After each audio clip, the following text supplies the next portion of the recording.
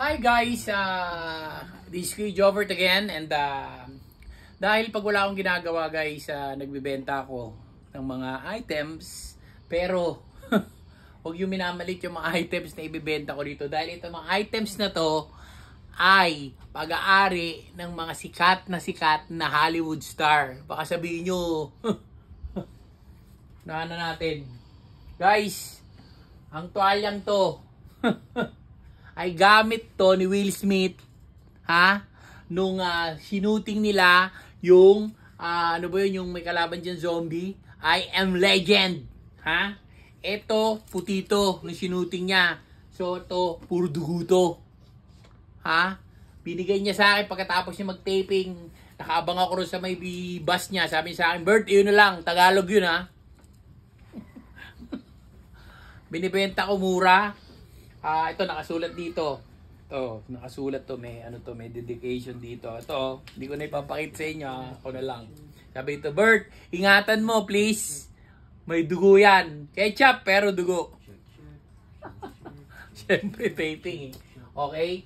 Sabi natin, mura lang, benta ko na ng ano, 250. 250. 250,000, Will Smith yan Tapos, ang kauna-unahang bag ni Whitney Houston bago niya kantahin yung Bodyguard, bago siya mag-taping ng Bodyguard. Ito, Michael Kors, ang bag ni Whitney Houston sa taping na yun. Ayan, Michael Kors.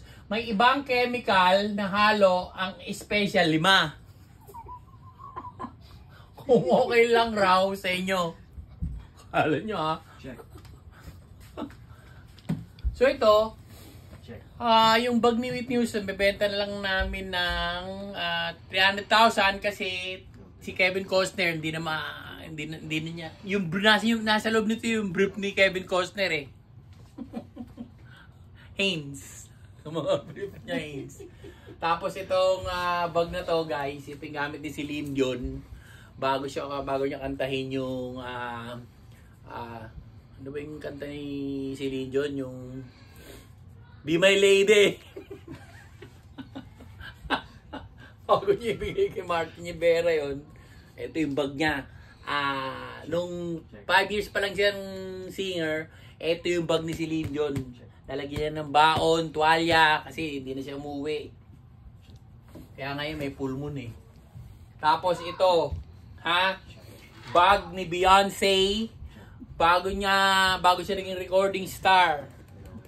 Bago sila naging regalo sa kanya ni sino ba yung asawa niya ngayon?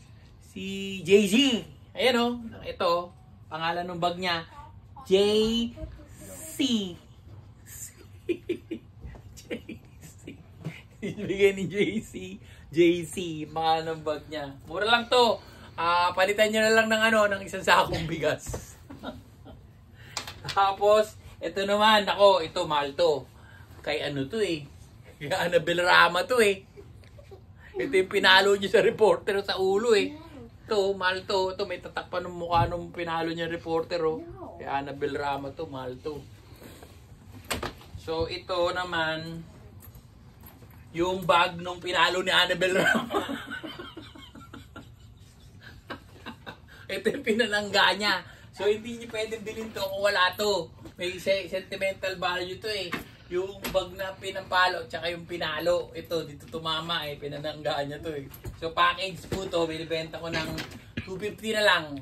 Kasi binibilid sa akin to ni Boss Toyo ng, ng 150. Hindi ako pumayag. Baka sapakin din ako ni Annabel Rama. Oops!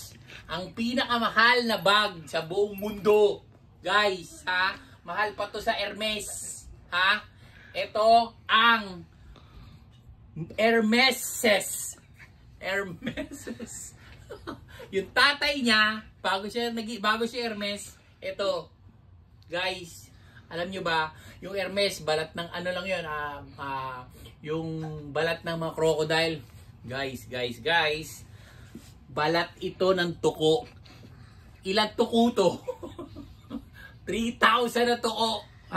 Yung bandang harap, puro pa nga lalaking tuko to. Yung likod babae, yung gilid lolo, tiyuhin, nanay, Yung loob, dalag. Ha? Balat ng dalag. Ang bango. Di malalaman mo pag original tong bag, pag amoy tayo ng parot eh. Sorry. So guys, marami pa to. LB oh. Oh. LB. Hindi ko alam kung kanino to eh. So guys, pag gusto niyo bumili, message nyo lang ako sa ano, kailangan makuha nyo itong number ko kasi hindi ko na ibibigay. 7725 11 3 times 3 3 times 3 equals 3.